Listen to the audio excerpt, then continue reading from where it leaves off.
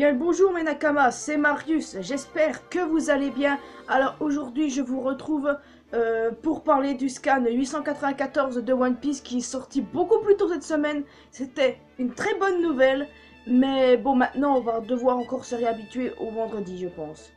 C'était exceptionnel parce que le Jump va sortir plus tôt. Ah mais c'était un chapitre vraiment génial, mais avant ça, petite information, la dernière fois je vous ai parlé de Katakuri, de celui qui va faire savoir, et je vous avais dit que je ferai une vidéo quand il apparaîtra dans l'anime. Enfin, je précise que c'est quand il apparaîtra à 100% et qu'on entendra sa voix. Parce que dans le preview pour l'épisode de cette semaine, on va l'apercevoir, mais pas sûr qu'il parle et encore plus. J'attends l'introduction du personnage exactement pareil que dans le manga, dans le chapitre 860. Alors je vais attendre comme ça, ne vous en faites pas, ce sera sur ma chaîne secondaire. Bon, pour en revenir à ce scan qui était génial, et ben celui de la semaine dernière était parfait, et celui-là il est encore plus parfait, dans un sens où il y a eu des choses en plus et que c'était vraiment génial. Par exemple, un flashback, la suite du combat Luffy Katakuri, Smoothie qui agit, et également des nouveaux membres de la famille Charlotte qui nous sont présentés. Des trucs formidables qui se sont passés, les amis. Mais avant ça, un petit clin d'œil à la première page, là où Léo et ses Tontata vont escorter le roi Riku jusqu'à la rêverie. C'est très intéressant, surtout en sachant que Léo et les Tontata font partie de la flotte de Luffy.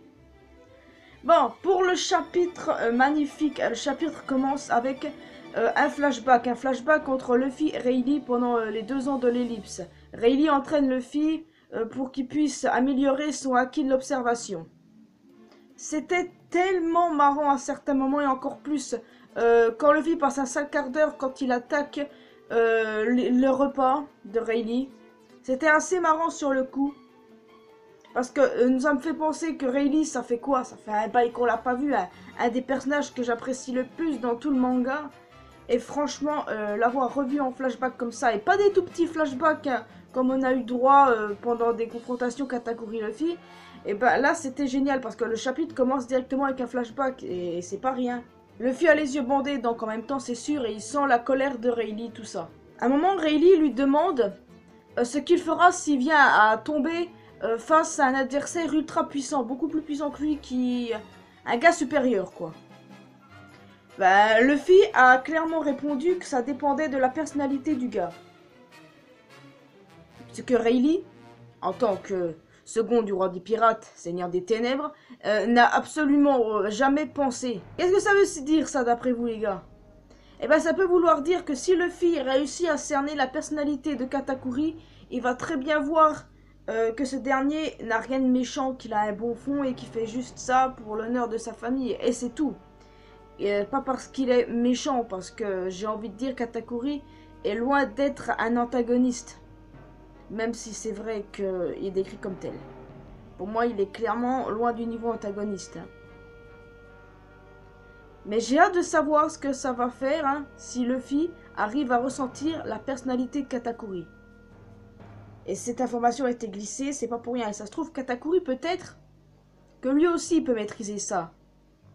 Pas peut-être, pour moi c'est une certitude. Peut-être qu'il va cerner également lui la personnalité de Luffy. Il va voir que c'est quelqu'un de bien. Bref, de retour au présent, Luffy a réussi à esquiver un coup, mais plus pour longtemps parce que franchement, croyez-moi, il prend cher. C'est vrai qu'il réussit à toucher une fois Katakuri, mais il prend très cher.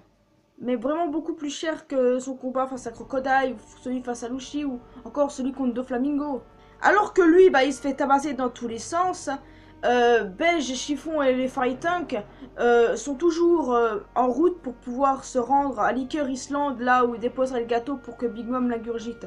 Seulement Chiffon s'est rendu compte que Liqueur Island était un peu trop proche de là-bas où étaient les Mugiwara, parce que le temps que Big Mom mange le gâteau et tout, elle réussirait à reprendre conscience et elle aurait le temps de poursuivre les Mugiwara. Donc non, elle dit à Beige que maintenant ils vont à Poof Island. Je crois qu'elle est ministre de là-bas d'ailleurs. Oui, en même temps, quand on regarde Big Mom, on voit qu'elle est très très maigre, voire anorexique. En vrai, ça m'a choqué sur le coup parce que... Voilà, c'est Big Mom quoi, on a toujours connu Big Mom comme ça. Il faut vite qu'elle ingurgite ce foutu gâteau avant qu'elle crève sur place. Non, je ne pense pas qu'elle va mourir. C'est impossible qu'elle meure d'une façon pareille.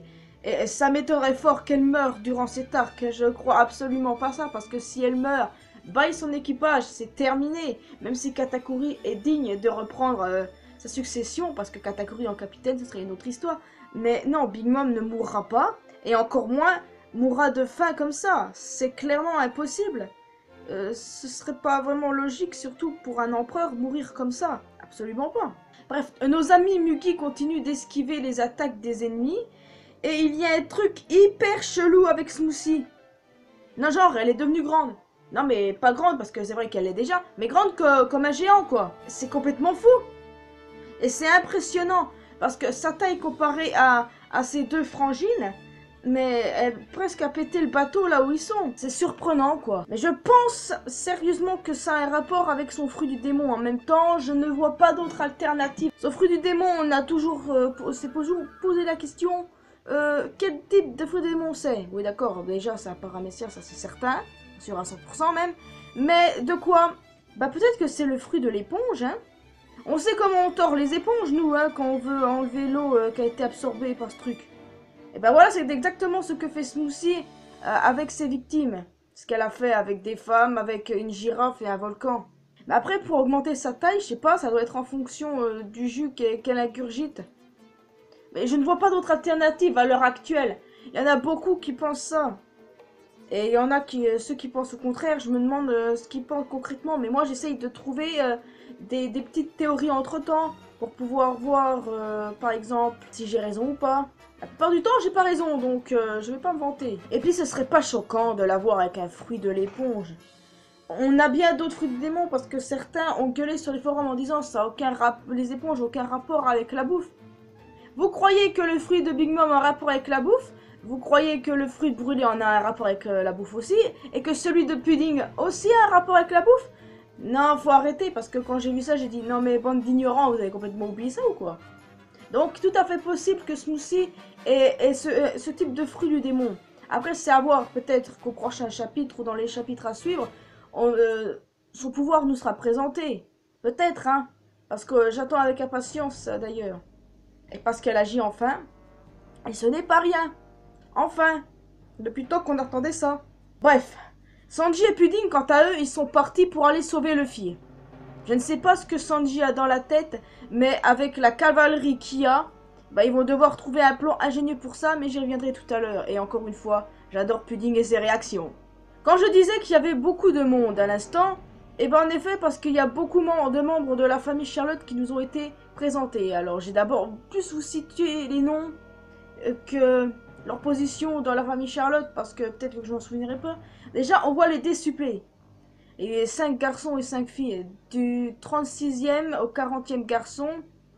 Et de la 30 à la 34e fille. Quelque chose comme ça. Hein.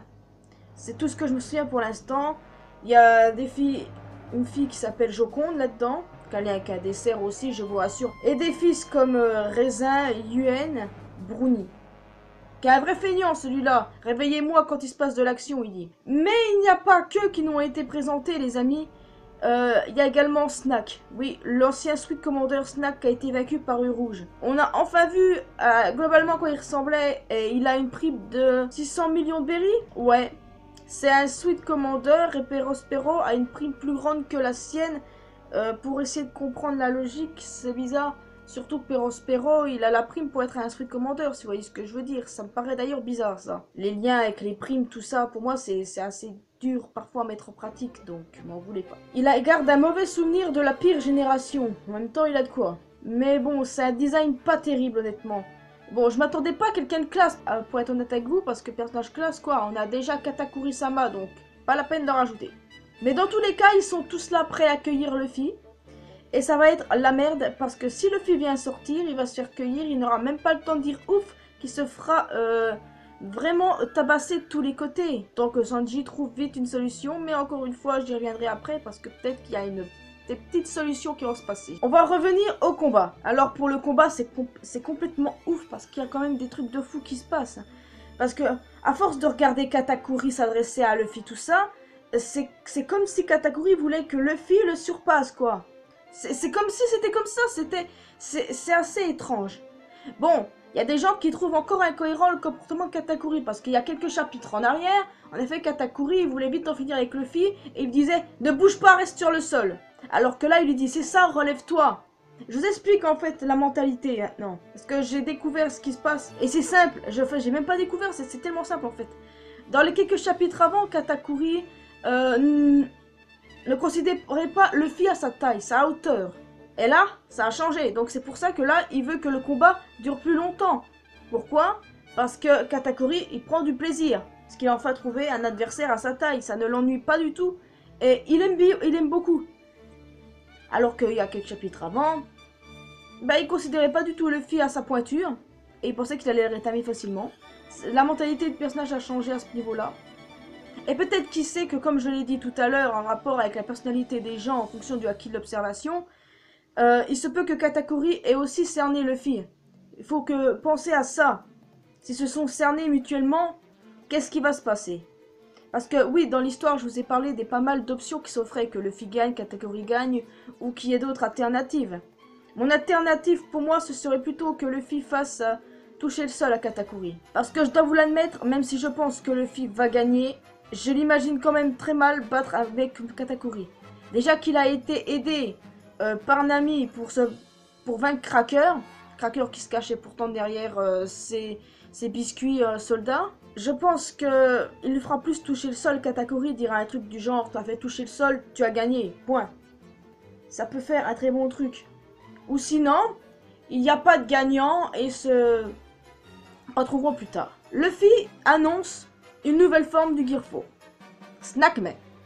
C'est tellement surprenant que je ne m'attendais pas à ce qu'il balance tout de suite une nouvelle forme. On savait qu'il pondrait un truc de ouf pour pouvoir en finir avec Katakuri, mais j'étais loin de m'imaginer que ce serait maintenant. Et je me suis dit, mais putain, pourquoi il le fait maintenant et pas avant? Au départ, je disais, je savais pas et tout ça, mais pourquoi il le pose seulement maintenant? Eh bien, en fait, c'est peut-être parce qu'avant, il n'arrivait pas réellement à bien maîtriser son acquis d'observation et pour pouvoir ensuite se transformer en cette nouvelle forme. Peut-être que... Ah, je sais pas. Bref, c'est en situation critique. Il s'est fait tabasser pour les 4 rounds. Mais pour le 5e, en espérant que là, Luffy le remporte. La tête de Katakuri veut tout dire. En plus du dialogue avant. Et eux-mêmes disent que c'est la fin. Donc on va voir la fin dans le prochain chapitre, dans le chapitre à suivre si on décide de nous troller. Parce que bonne nouvelle, il n'y a pas de pause la semaine prochaine. Alléluia, c'est bizarre, mais c'est bien, on n'a pas à s'en plaindre. La tête Katakuri, ça voudrait dire que soit il savait que Luffy allait faire ça, ou soit il sait qu'il va perdre.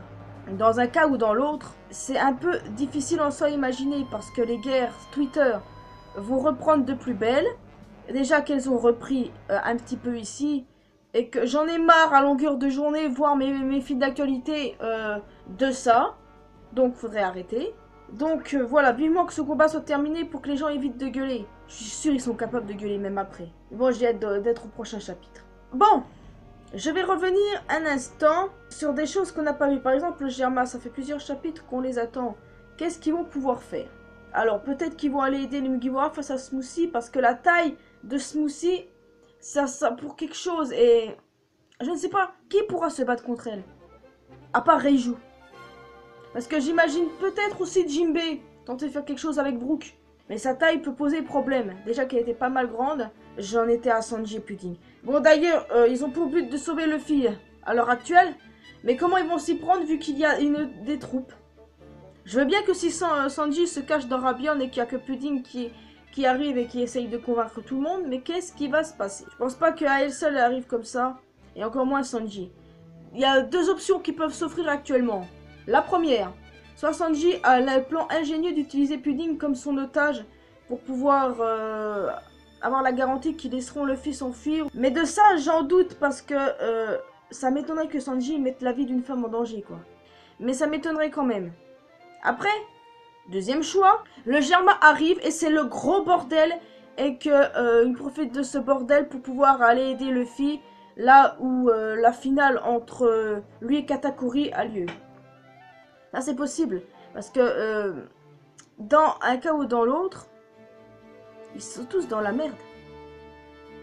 Peut-être qu'une partie du Germa va aider Mugiwara et une autre partie vont se retrouver sur Kakao Island pour pouvoir permettre à Sanji de sauver Luffy. Ça, on ne sait pas. Et franchement, même moi, je ne sais pas. Mais ce serait bien qu'on ait un truc ce genre-là. Parce que jusqu'à preuve du contraire, je vois pas quel peut ressentir pour rien. Bon, pour Big Mom, elle mangera le gâteau, ça c'est certain, il n'y a pas de problème. Seulement, quand elle l'aura mangé, comment va réagir Beige? Oui, parce qu'il faut savoir que ce personnage est complètement imprévisible et on ne sait pas ce qu'il a dans la tête. Alors, reste à savoir ce qu'il va vouloir faire après. À méditer également, parce que elle ne peut que manger le gâteau. Comme je vous l'ai dit tout à l'heure, elle va pas crever sur place. Parce que c'est quoi? C'est une empereur, elle va pas crever maintenant. Pour Katakuri et Luffy, j'ai hâte de voir la suite également et de voir lequel restera debout au final. Mais ce combat était vraiment génial et même si j'ai envie qu'il finisse rapidement pour éviter les guerres, j'ai quand même envie qu'il continue pour plus de choses. Le respect entre deux hommes. Le flashback Katakuri que je ne fais que demander depuis des mois. Alors, je souhaite bonne chance aux deux. Parce qu'il faut savoir que les deux ont beaucoup à apprendre de l'autre, que ce soit en théorie ou en pratique. Ils ont beaucoup à apprendre. Parce qu'ils sont des personnages totalement différents, mais complémentaires d'un côté. Bon, c'est vrai qu'on attend quand même pas mal de monde à l'heure actuelle. Par exemple, César, où est-ce qu'il est? Avec le Germain, je ne serais pas étonné. Bref, je ne vais pas revenir sur celui-là puisqu'il pollue l'air dans la tête. Encore une fois, c'était un très bon chapitre. C'est vrai qu'il n'est pas à la hauteur de celui de la semaine dernière, mais celui-là, il était vraiment parfait. Il y a encore des gens qui gueulent, mais il y en a quand même moins que la semaine dernière. Katakuri n'est pas du tout incohérent, comme je vous l'ai dit tout à l'heure. C'est parce qu'il prend plaisir maintenant à se battre contre Luffy. Dites-moi ce que vous avez pensé, ce que vous pensez se passera à la suite, parce qu'il se peut que le chapitre prochain se passe sur le combat, la finale du combat. La fin approche, la fin est imminente. C'est bientôt terminé, l'arc est bientôt fini, même si j'apprécie cet arc. Notamment la tournure de la fin. Et honnêtement, je n'ai plus envie de voir Katakuri perdre maintenant. Bon, c'est tout pour cette vidéo, j'espère que vous avez apprécié. Si c'est le cas, vous pouvez laisser un petit pouce bleu, un petit commentaire, me dire ce que vous avez pensé du chapitre. Également votre ressenti sur différentes étapes qu'il y a eu dans ce scan de flashback avec Luffy et Rayleigh. Notamment parce que c'est intéressant. Rejoignez-moi sur les réseaux sociaux, Facebook, Twitter et Instagram. Rejoignez la communauté mariusienne sur Discord. Abonnez-vous également à ma chaîne secondaire, le lien dans la description comme d'habitude. Je vous retrouve dans une prochaine vidéo, peu importe ce que ce sera. Restez toujours à l'affût, ça fait toujours plaisir et je vous remercierai jamais assez de suivre l'aventure de Marius. N'oubliez pas que l'important de la vie c'est de faire ce qu'on aime et d'être heureux, de s'en foutre des autres. Et surtout, vive One Piece car c'est la vie. À la prochaine.